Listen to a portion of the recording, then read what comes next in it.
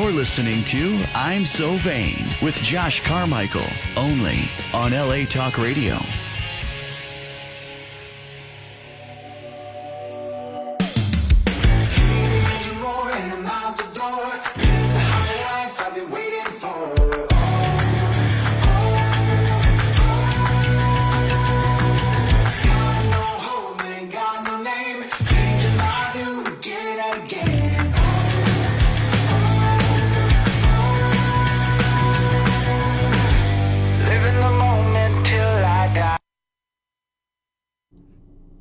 Hey, it's Josh Carmichael. Welcome to I'm So Vain. I know I cut the song off just a hair too soon. I do that sometimes. Second time around.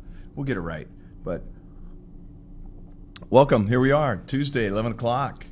Thanks for tuning in. Just want to tell you we're now on iTunes podcasts. So it's I'm So Vain, Josh Carmichael, wherever you get your podcasts, globally, nationally, wherever you see that.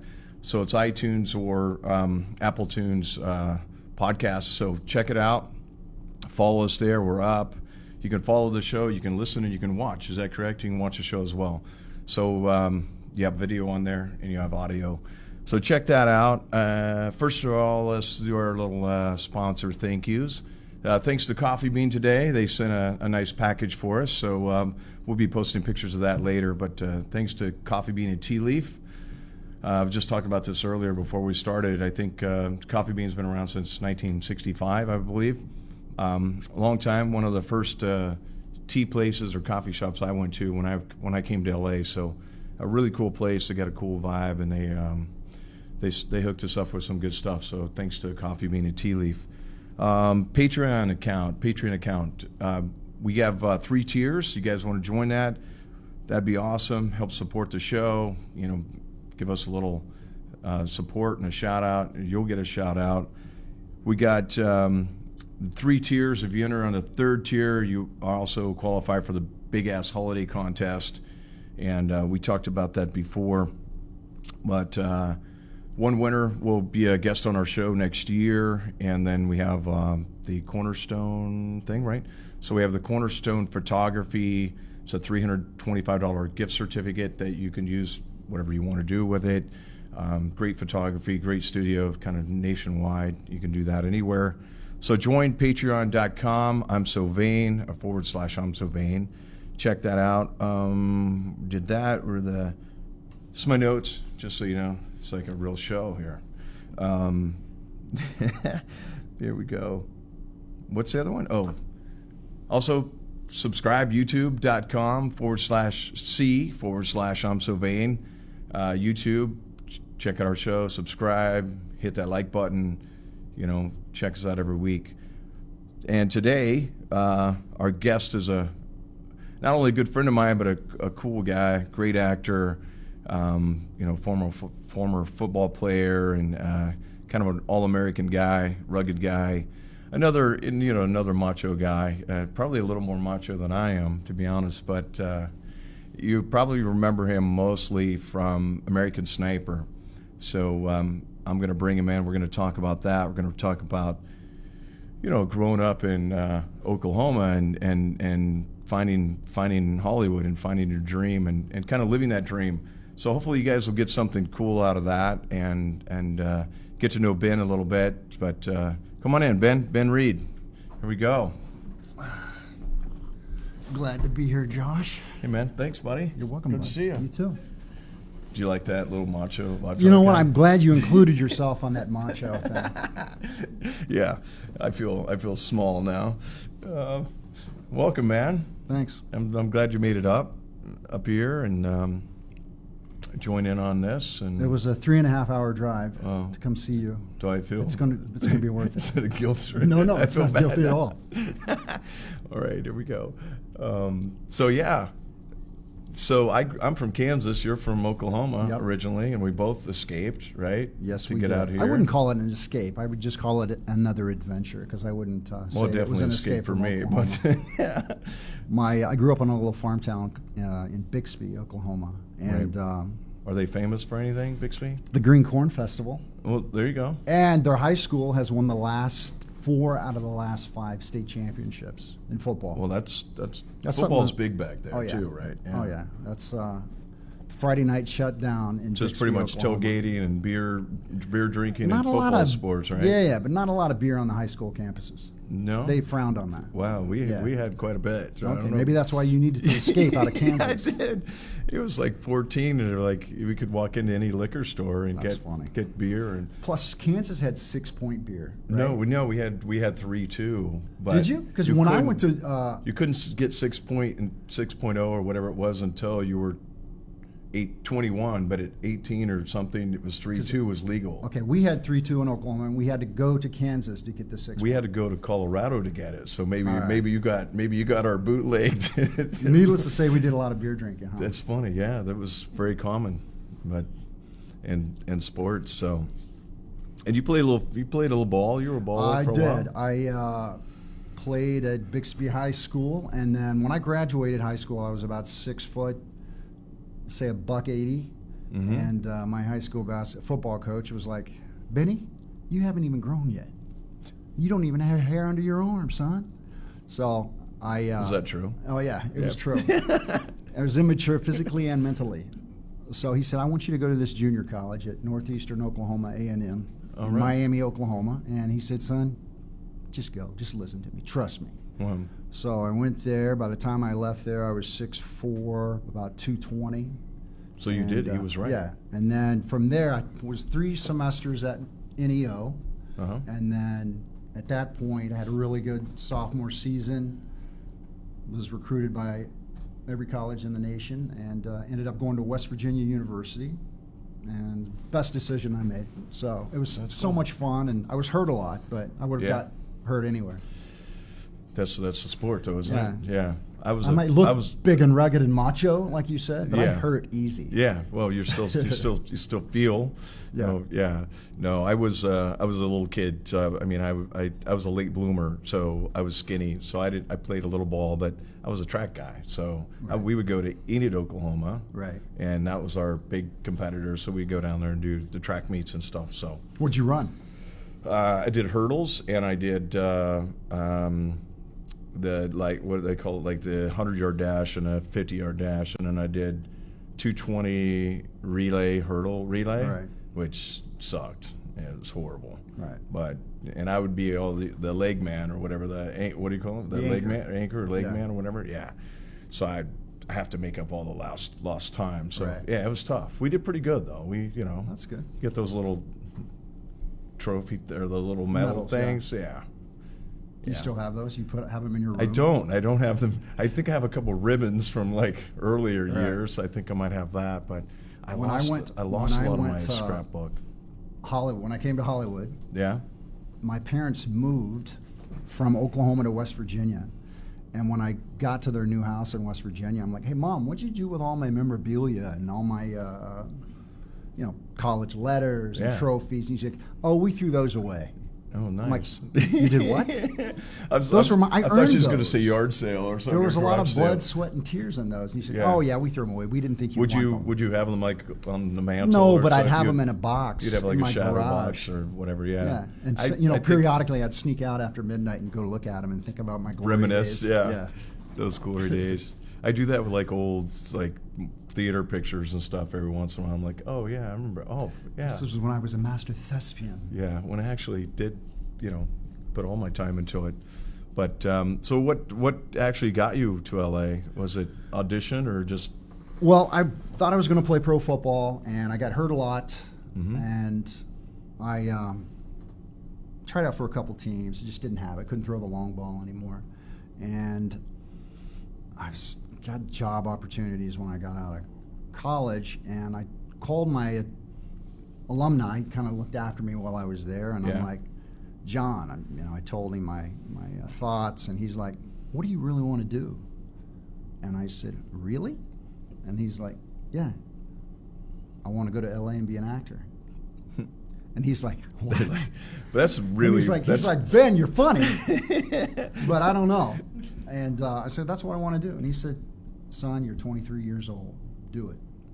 Well, that's and- great. They actually supported it. And so I called my mom and dad, and I told them that's what I was going to do because somebody offered me a job in Bristol, Tennessee for Pfizer Pharmaceuticals, and I was like, man, I don't want to do that. Like sales or something? Yeah, I don't want to do that. Yeah, that would be fun. Not that it's not a great job, but it's not what I want to do right then. Yeah. And I figured out that the American Academy of Dramatic Arts was having a 6-week summer course. And that ought to be enough to get my feet wet to see if I like it. Yeah. Told my parents, they're like, well, you're going to come home and then you're going to go work. And they said you'll go out there and then you'll be back? That's what they were thinking. But I told my mom and dad, I said, I want to go to L.A. and do this summer course at the American Academy. And my dad was not very supportive.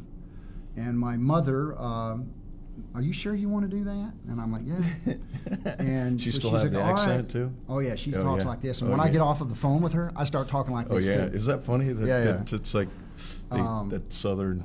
It's a weird mix of Southern and I call it hickabilly, but at least in Canada, it's a little redneck. It's a little redneck in sure. So I get ready to leave. The day I get ready to leave, I load up my car and I come back out in the yard. My dad's working in his workshop over there, and I'm like, all right, Dad, I'm leaving. And he's all right. He walks out.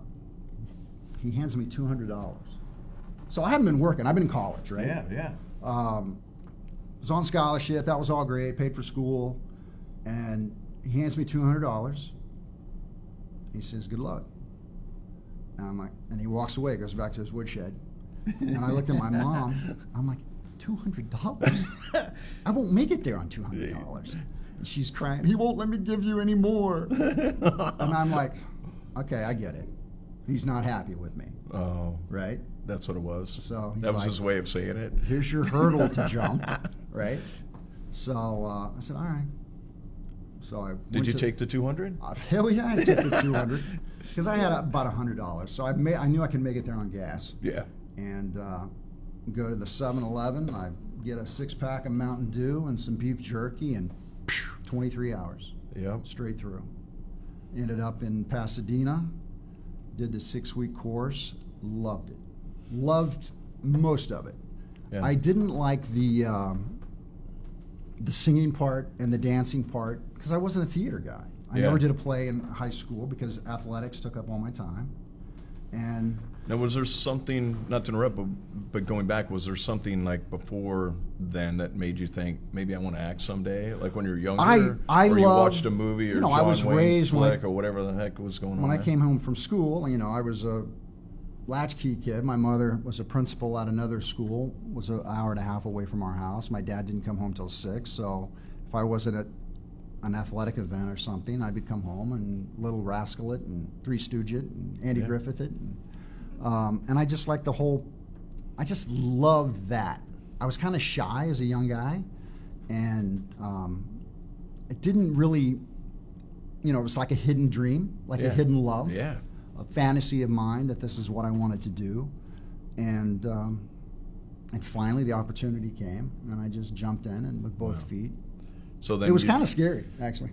Yeah, it is. That first jump's a big one, right? Yeah, especially my dad's disappointed, and he wants me to fail. I can just tell that. Yeah, they want you to come home. They don't want to. They don't want to lose you. They don't want to. Well, they don't understand it. That's what I always thought. I still think there's a certain degree that my parents don't really know because they never been in the business. I didn't come from the business either. So it's like it's hard to explain that to them. Like, well, this is what I do, and this is But they see like the struggles and the challenges, and the tears and the unemployment, and then oh my God, I got this big job or whatever, and then they go, oh great, you're a movie star, and then it's like, well, I haven't worked in 6 weeks or whatever, and then you're back to this like it goes up and down, and I don't. When I first got here, I would tell them all my woes and all that. Well, I figured out that I don't need to do that. Don't need to do that because then I'm getting a lot of tears from my mother and all that. Like, come home. Yeah, she's like, you know what? You can just come back here and go get that job. And I'm like,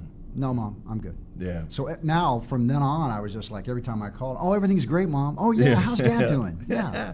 Yeah, you can't tell them too much, and you can't really, nobody really. Again, they don't get it. They don't understand it. They can't support it. They don't know it. So yeah, and I didn't know anybody out here, so I went straight to the American Academy of Dramatic Arts. I found a place I could stay for 6 weeks. Right. Didn't want to sing, didn't want to dance. The last show we did at the American Academy, the directors from New York came in. I played Biff out of The Death of a Salesman, and I got lost in a good way. In my character, and it just felt good. I just did a great job with what I was, given to do. The directors from New York were like, you're the kind of guy we want here at the American Academy. We'd love for you to do the 2-year program. And I was like, thank you, and I'll have to think about it and all that. Well, Stephanie was my acting coach there. And I said, Stephanie, I don't want to be here for 2 years. I just spent 4 years and a redshirt year in college. I want to act. I don't want to sing. I don't want to dance. And she's like, here's an acting coach. Tell him I sent you. Wow. Good luck. And that was it. So did you stay, or did you go back and then come back? I didn't go back. You mean to Oklahoma? Yeah. No. I never went back for a little bit. So who was the first coach, or do you want to say that? No, he was a prick. Okay. So, no, I don't want to give him any kudos for anything. I had some great acting coaches. Well, we went through a lot. We had to go through a lot. I went through a lot of them. Right. I went through like everybody in the Rolodex out here. Well, you had It's to. like audit. Every week I was auditing a new one to see. Everybody has something different to give. It's like when you read a book, you pull something, one thing out of it. Well, one acting coach will give you this. Ivana Chubbuck really helped me with my comedy. Yeah. She's like, Ben, you're so funny. But when you act out a funny scene, you're not so funny. Let's work on that. So, because I would get too in my head and I would feel self-conscious, doing funny movements or whatever that I was supposed to do. I'd be You still do that a little bit. Yeah, I am a little self-conscious. But everybody gives you a little piece of what they have, and I don't know. That's just life. In your journey, everybody gives you a little something you learn from. What's nice, each one, I always say they give you the tools, and I call it tool or toolbox, building the toolbox, because it's like each person has a little, if you're open to it. Now that's the other thing, you can go study anywhere, and you're not going to get it if you're not awake to it or where you want it. So, I just didn't want to fail. I didn't want to go back to Oklahoma. Not that I don't love Oklahoma. I just didn't want to go back with my tail between my legs saying, Daddy, you were right. Yeah. I should never have left. Yeah, so. It's been pretty good for you, man. It's been a fun ride. The good thing about it is I have 5 great kids. I have a great wife that gets it. Yeah. And they're all grown up. I have one little boy, one little 6'5" boy left at home, and going into a senior year. And I love being a family man, and I don't know. I think I've done a decent job of being there for them, and I don't miss sporting events. Right. I won't go take jobs for long periods of time, especially now. My son's senior year.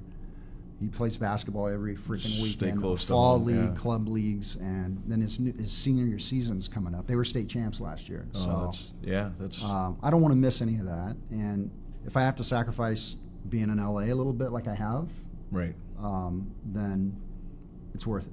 Because after he's gone, I have plenty of time to work. So what's your plans? You said you had a couple projects going on. Right, I've got some things now, right? I've got a film that's going to be premiering. It's a horror flick. It's called The Immortal, and it's going to premiere at the Grauman Theater on October 16th. It's going to be in the Scream Fest festival, the horror festival that they have in town. Yeah. And I haven't seen it yet. I've seen parts of it because the director and the producers have sent me some stuff, laughing their asses off. Fun. And then I get a film with Jenny Garth that's coming out. Oh, nice. And I don't know when it's coming out. When you do a TV film, you don't know how it's going to be distributed or anything that's like true, that. Yeah. But she was awesome. I never watched any of the Beverly Hills 90210 stuff when I was, because I would audition for them a little bit, but I never watched them. We were working. I was doing construction during the day. I was waiting tables. I was a singing waiter, by the way. Waiting tables and stuff at night. The guys I worked with doing construction during the day, they would let me off for auditions. Yeah. That was my deal. I said, I can work for you and with you, but if I get a call on my beeper, remember we had beepers? Oh, yeah. And they would say, agent, look. Would your agent do the 911? You'd have to like, 911, I mean, call them right now. And they'd be like, you'd run to the nearest payphone. And I'd get beeped, and then I would say, Joey, I got to go. All right, Ben, I'll see you when you get back. So I've talked about this before, not on the show, but I thought that was the coolest thing is I had odd jobs as well. But in L.A., they kind of get that. You're like, hey, I'm an actor. Yes. But just so you know, this is my day job.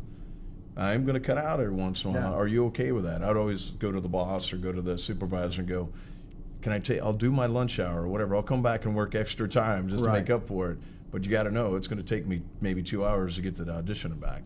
Yeah. They get it. There's something about L.A. I think most people. If you were are a cool bad with worker, then you'd be gone. Yeah. So I was fired when I was a singing waiter at the Moonlight Tango Cafe. It's not around anymore. Singing. Maybe that's. I didn't like it, but I needed to work. Yeah. So I came into this restaurant, and then it was the first restaurant I've ever worked in or anything. Yeah. And I go in there, and she's like, "Well, you worked in a restaurant before?" And I'm like, "Sure, yeah." But when I was in college, and she's like, "Do you sing?" And I went, "I sing in groups and stuff like choirs, Tell in the them about church the choir, American Academy." It's like, I sang there.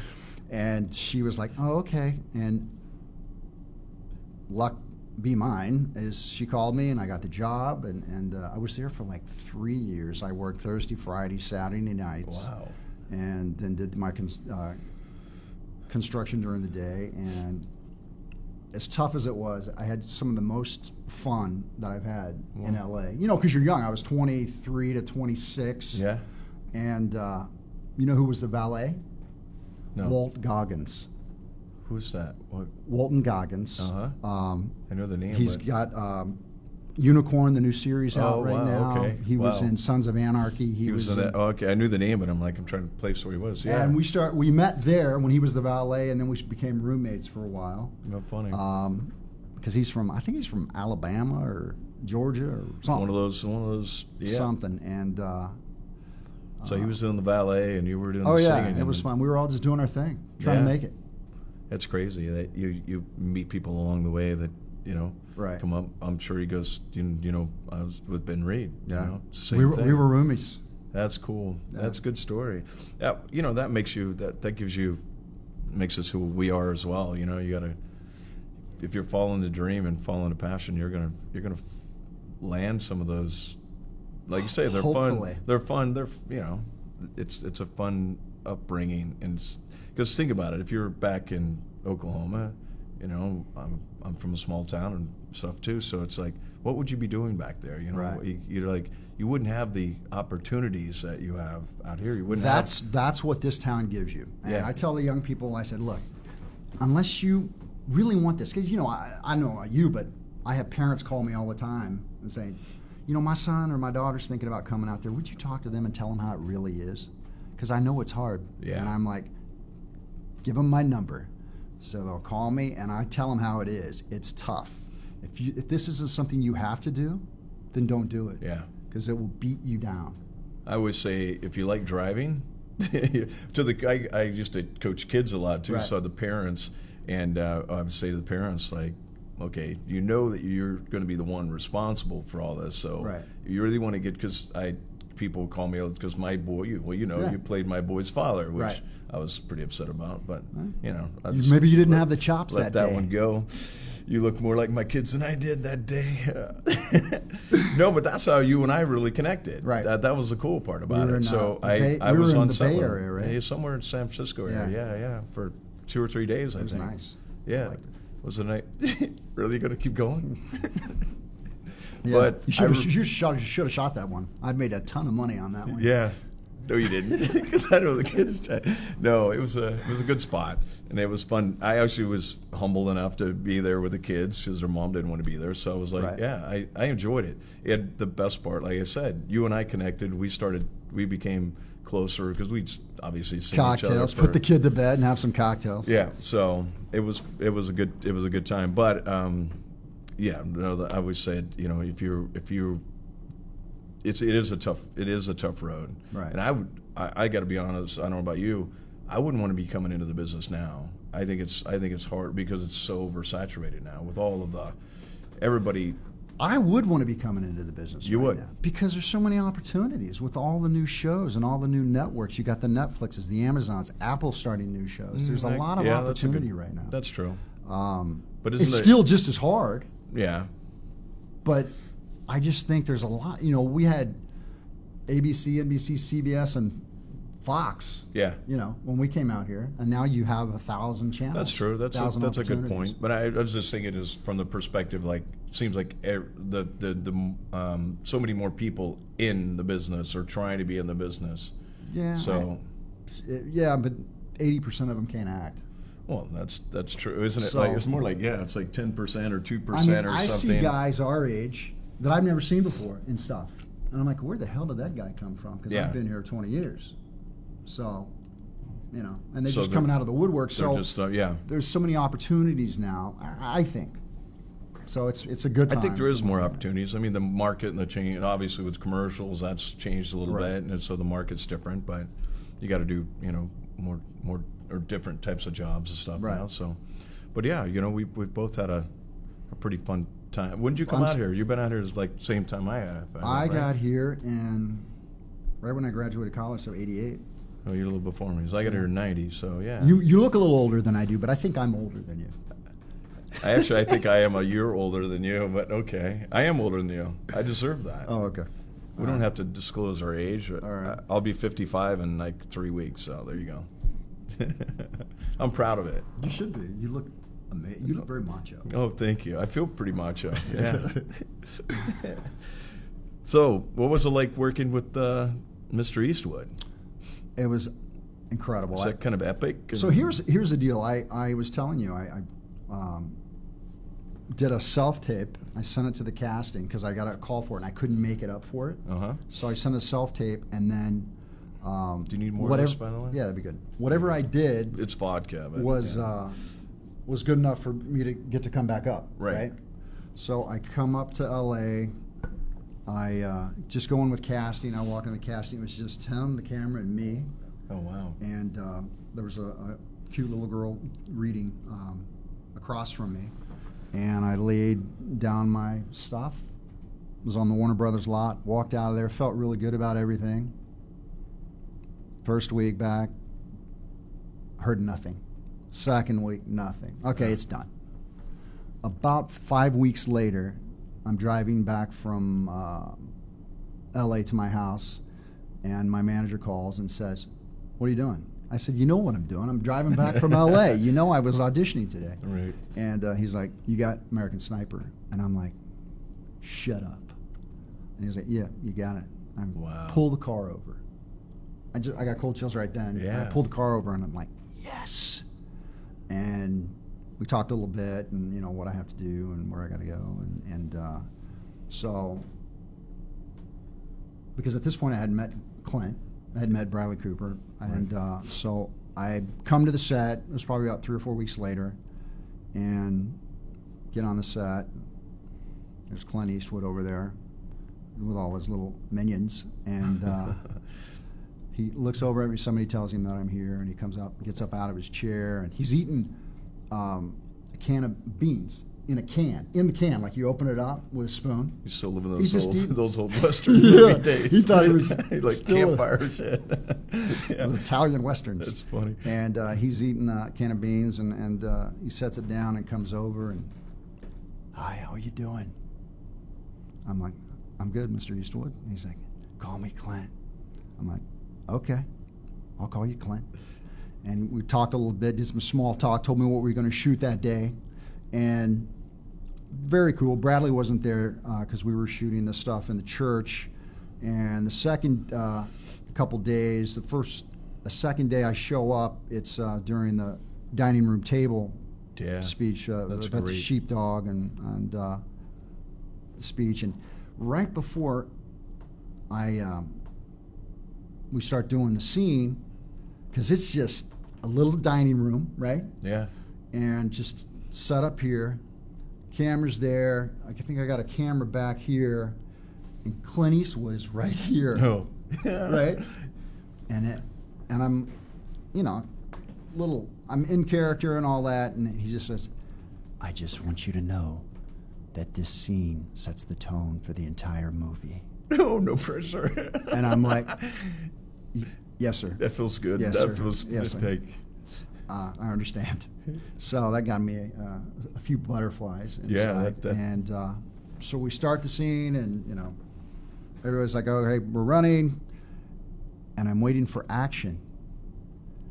And he's right here, so I'm thinking, okay, he's getting ready to say it, and I don't hear anything. I'm ready to go. I got my stuff. I'm got everything down, and I don't hear anything. And I hear cut, and I look over at him, and he said, "I just say okay." And I said, "Could you say it a little louder?" I didn't hear you. He's like, "Okay." So we start again, and then I finally hear, "Okay," and then Oh my God! did the scene, and and like they always say, he doesn't take a lot of takes. Yeah. He just moves on. But he was very gracious and very Dude, nice. you were such an ass in that scene. It was so great. That's what's great about it. You were so stern. I'm like, you reminded me a lot of people. way we It's grew up. like the way we grew up, our fathers, whatever. Right. It was like you nailed it. It really did set the tone for the movie, and that's Just what's the way he was raised. brilliant and- about and- and- it. The way they in the placement in the movie, and it's the kind of the top of the movie, and the way they put it, and the way they did it, No, and it the was coverage. Yeah, And it was great. I didn't tell my parents. I don't tell my parents or my brothers or anybody in my family that I'm working or anything until something comes out. And American Sniper came out, and my brothers went to the movie because we were big Clint Eastwood, John Wayne fans growing up. Yeah. And my brother Brad calls me. He says, "Were you turd? Why didn't you tell me you were an American Sniper?" I said, "I wanted to surprise you." So. Well, that's a long time to keep a secret. Yeah. It was. It's like a year later, probably, or Yeah. something, right? Yeah. So, and that's big, man. No, it was fun. He's like, he was asking me questions like, "What was he like? What was Clint Eastwood like? Was he cool?" I said, "Well, first thing, Brad, he's 84 years old, so he's not like he's not the guy that we grew up with, wearing so. 6 guns, but he's sharp as a tack and funny and He's like a grandpa now, very He's like genuine. Yeah, he seemed like he'd be a nice guy, but he was Clint Eastwood. There was no doubt in it. Yeah. I And bet. Bradley Cooper was great. So Bradley, we didn't have any scenes together except for when he was married, when he got married to Sienna Miller, yeah. Sienna Miller. So we got to hang out a couple days together. What a piece of work this guy is. I mean, just a sweetheart, gentleman. We were in character the whole time, so we were doing our big Texas accents, but talking and about stuff and Right. Just what a class act he is. Yeah. You never know. You People hear say, rumors and all this stuff about people, but you never know who somebody's like until you spend some time with him, and he couldn't have been more gracious. Wow. Yeah. Well, it was that. Well, I remember when I don't think I knew about it either, and then I went to see the movie, and I'm like, Right. Ben Reed, what the? And I'm like, man, it was. It's really. I know you, so it's like it's so cool. I get excited. I know some guys have a chip on their shoulder and like, yeah, that fucking guy got it, and I didn't, or whatever. And I'm like, I was so excited for you, man. I was Thank you. so jazzed, and it was such a big movie and a big hit, and I'm, and I hope it helped your career. No, a lot, it but has. It's just like what a great opportunity. We don't get that many We in this don't. lifetime, so We don't get those opportunities, but when you get them, you got to grab them, and then hopefully some things will take off and get better for you, and they have just because of that phone. yeah. It's given me a little more flexibility, and but you're right. When I see my buddies and you and on the big screen or on TV, I'm just like, yes, Yeah. right? I actually Because we started this journey together, more or less. Yeah, no, I just texted Brady Smith the other day. I saw him on a TV movie, and I'm Right. like, dude, I just saw you on, what was that, Hallmark? Lifetime Channel. I'm like, I was like, good work, man. He's a big boy, too. Yeah, that's cool. Yeah, he's a cool guy, too, so I think we're all good. He's a little younger than us, but we're kind of in the same category, Right. I think. We see him, we run into him every once in a while Yes, at we those do. auditions. So then, commercials, you just got into that naturally as well, or? That was one of the things that kind of made my father figure out that maybe he can make a living at this. Yeah. Because I wasn't here that long, and I met somebody in an apartment complex, and she's like, "Do you have an agent?" And I'm like, "No." And so she said, "I want you to come see my agents." So I went over there to the agency and signed on with them, and about 3 weeks later, I got my first commercial, and it ran like crazy. What was your first one? This was for the Emmys. Oh, wow. And it was leading up to the Emmys. Oh. And I was playing this Hollywood star getting out of the limousine stuff, and it ran for gangbusters for like a freaking hard month. Mm-hmm. And my dad and mom got to see it all the time, Right. And then I told my dad how much money I made on it, and he's like, "You made what for that?" Yeah. And I'm like, "Yeah, Dad." And he's like, "Well, that's good." I'm like, "Yeah, it is." It makes him proud, yeah. Well, he just wants to know that I'm not living in a ditch Yeah. and starving. So. My father said to my sister one time, he goes, "Well, I see your brother's doing good. I see him on television all the time." Right. Yeah. That's how he knew that I was okay. He Right. saw me on TV, so I'm like, that's kind of funny. Yeah. It's a tough business, and if you had, and I shared a lot, like I said, with my parents when I first got here, about my woes and the positives, but also the woes, and it's a tough life. You have to be strong. You have to be able to hear no 40 times. I'll say the rejection is pretty common, so we get used to that. I don't know if you ever get used to it, but you kind of, well, like you and I were talking earlier, and I think we both have a similar thing. Like when I leave the audition, I move on with my life. Right. And I'm like, and then if you get a call and whatever, you book something, you're like, yay, that's great. And and I tell Nancy, it was like, I booked something last week, and she's like, "Aren't you excited?" I said, "I'll be excited when I'm on the set." Right. Because anything can happen. Because I booked some before over the summer, day before I'm supposed to shoot. Right. They cancel it. So it happens. So I'm like, when I'm on the set and I know I'm working, then I get excited, because it's been so many years of this. I used to get overly excited. What used to be able to, you'd be on a veil and you'd book it or whatever, or they call and like, you're working tomorrow. Well, now it keeps it changes. The things change so much. So I'm like, when I'm on set or when the check comes, then I get excited. I got a guest star on Veronica's Closet. Do you remember that? Yeah. Geraldine Leader was casting it, and booked the job. Got down there. We were doing the table read. It was great. I had funny parts. All my stuff was with Kirstie Alley. I was playing her love interest in the episode. Just having a great time, meeting everybody. Hey, how you doing? About 30 minutes after the table read, I get a call. Hey, they're going to recast your part. I'm like, what? And I'm like, what? Did I do something? He's like, no, one of the other producers has a buddy he wants in there. Oh, and I was like, are you kidding me? Can't we fight this? Yeah. And he's like, not if you want to work again. Oh, and I'm like, okay, they're still going to pay you and all that. I'm like, no, it's not the same. That's not the same. Yeah. So that was the first job and last job I was fired from. And it was a firing. Yeah, it was a recast. It felt like I got kicked in the teeth. Well, at least they told you the reason, and this, it probably was true, because we know. Yeah, that happens. You know that happens because all you the don't know time. what's going to happen.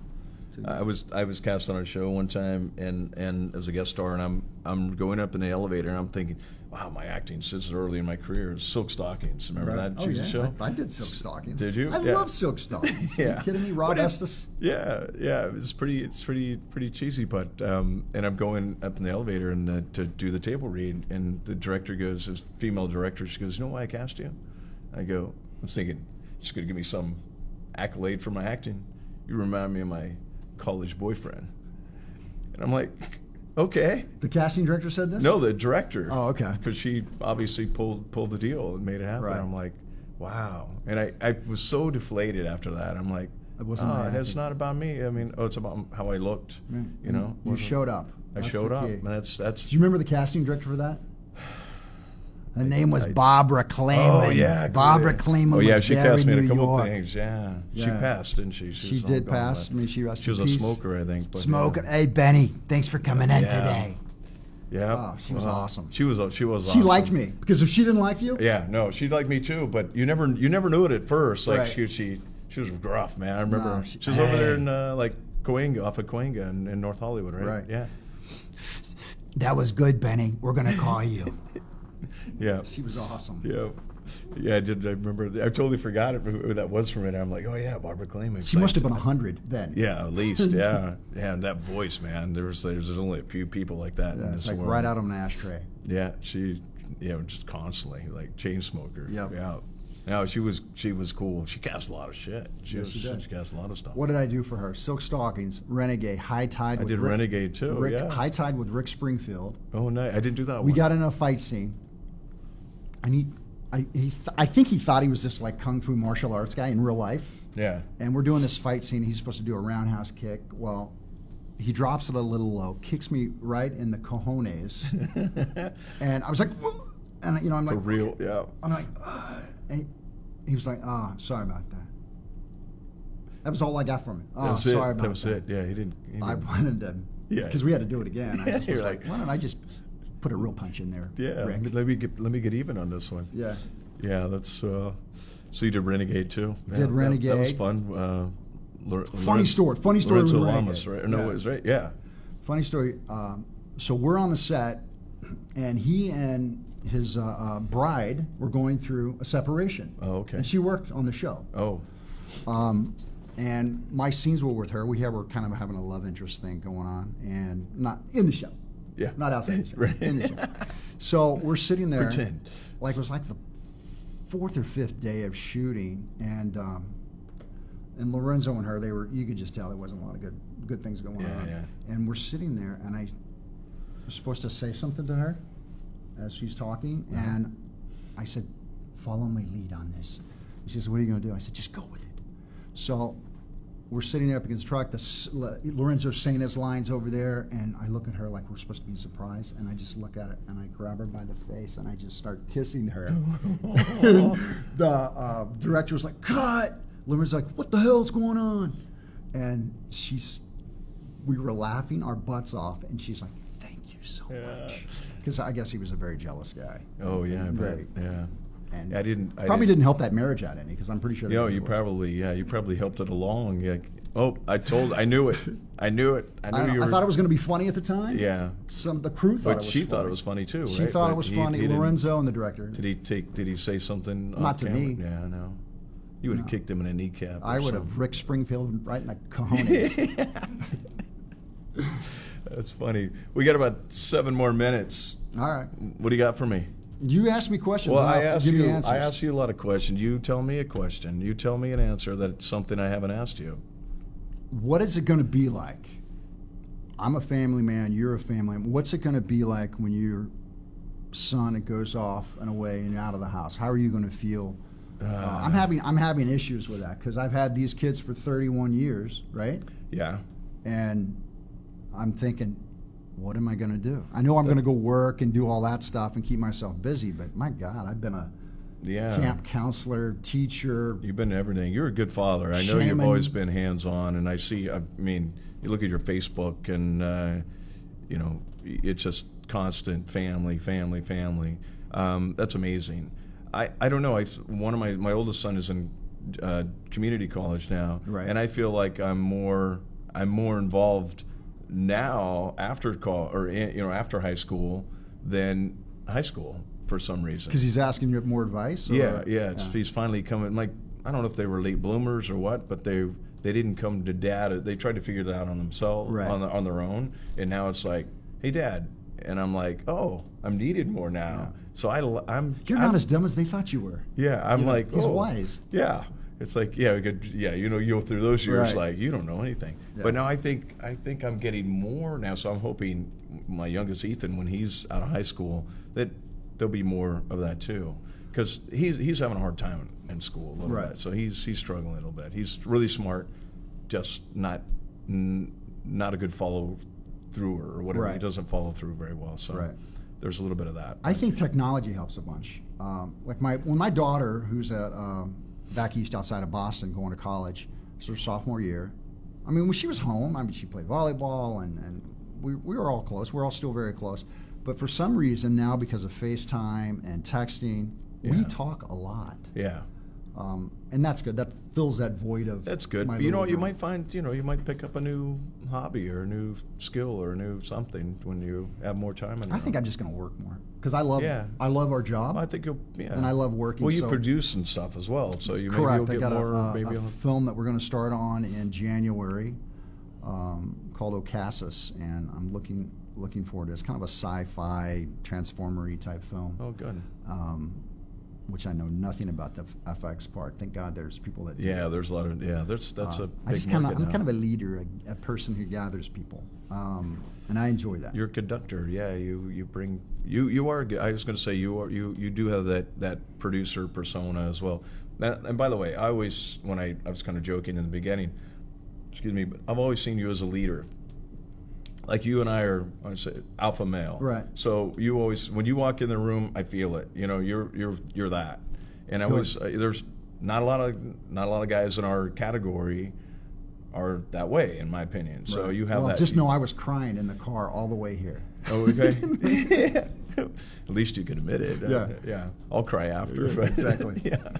But thank you. No, but you have that swagger, and it's natural. It's not. It's just who you are. It's not. You're not. I don't think it's an act. You're a real guy, and I think that's. Well, it's the way we were what's- raised. It's genuine, yeah, and it's something about maybe that Midwestern or whatever you call it. I think it is. Has a lot to do something with it. about nature and that whole soul thing. Is Right. like we grew up in small town America, And our basically. parents still beat us. Very much so. Mine really did. Did yours? No. You're lucky. I got spanked. Yeah, I got stories, but We can save no, that but it for makes after the show. Yeah, no, but it makes it's in the book. Yeah. But I wrote a book. It's coming out soon, so Nice. it's in that book. But it's it's kind of a self motivational book, so it's fun. It was cathartic to write it. And What's it's it going to be actually- called? It's called The Process Code: Unlocking Your Past to Live Your Future. So it's about That going sounds deep. It's deep, bro. It is.